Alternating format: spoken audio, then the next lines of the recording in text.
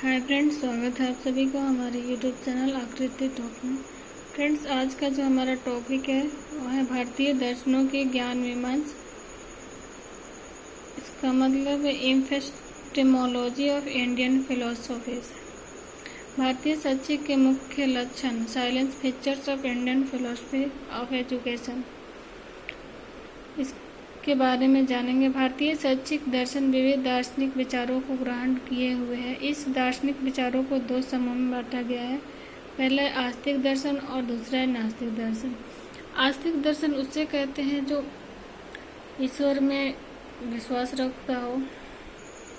आस्तिक दर्शन में जो लोग वेदों, पुराण, ये सब में विश्वास जो लोग रखते हैं उन्हें आस्तिक दर्शन कहते हैं। आस्तिक वह है जो ईश्वर में विश्वास रखता है, उन्हें ईश्वरवादी कहते हैं। भारतीय दर्शन के उपयुक्त बाट के संदर्भ में आस्तिक वे हैं जो वेदों के प्रभुत्व में विश्वास रखते हैं।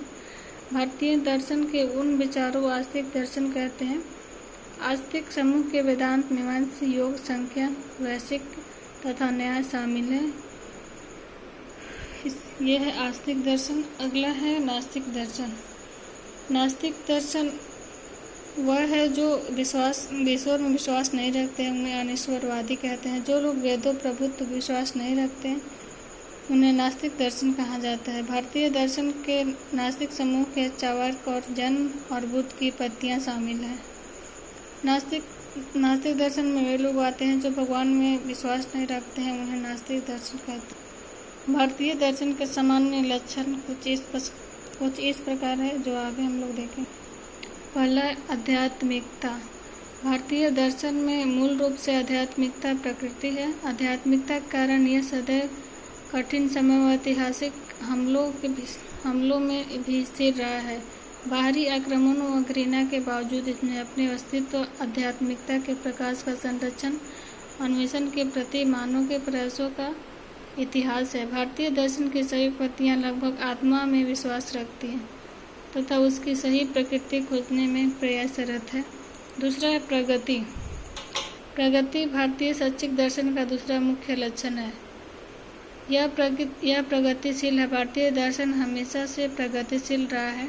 जब भी देश में कोई दार्शनिक पत्ति का सिद्धांत प्रसिद्ध हुआ है, उसके विरोधी विचार बिंदु साथ ही उठ गए हैं। भारतीय दर्शन विभिन्न दार्शनिक पत्तियों जैसे भौतिकवाद, आध्यात्मवाद, दैववाद, अद्वैतवाद आदि की क्रिया प्रतिक्रिया के बीच में भी प्रगतिशील रहा है।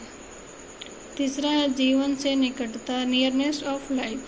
शैक्षिक भारतीय दर्शन सदा जीवन के निकट ही रहा है। यह जीवन से प्रारंभ होता है और इसी में विकसित होता है। जीवन की समस्याओं का समाधान इसका मुख्य लक्ष्य है। भारतीय दर्शन के महान ग्रंथ जैसे गीता और उपनिषद मानव जीवन से अलग नहीं है। पुराणों में अनेकों कहानियां हैं जो मानव जाति का मार्गदर्शन करती है।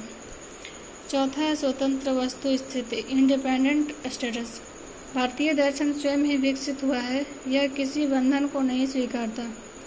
वैदिक साहित्य सुंदर वनों में विकसित हुआ है और इसमें भारतीय की प्राचीनता व नवीनता विद्यमान है। भारत में जो वन विकसित हुए हैं उसमें प्राचीन समय और नए जो आधुनिक समय दोनों में विद्यमान है। आगे सत्य की खोज, सर्च आफ्टर ट्रुथ। सत्य खोज भारतीय दर्शन का मुख्य लक्ष्य है। पूर्ण वैदिक विचारधारा सत्य को संदर्भित है। बौद्ध तथा ब्राह्मण धर्म इसी पर आधारित है।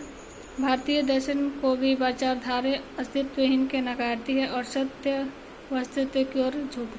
ये थी हमारी आज की टॉपिक। आई होप ये वीडियो आप लोगों को पसंद आई है तो प्लीज़ सब्सक्राइब, लाइक एंड अपने फ्रेंडों तक शेयर कीजिए, कमेंट कीजिए।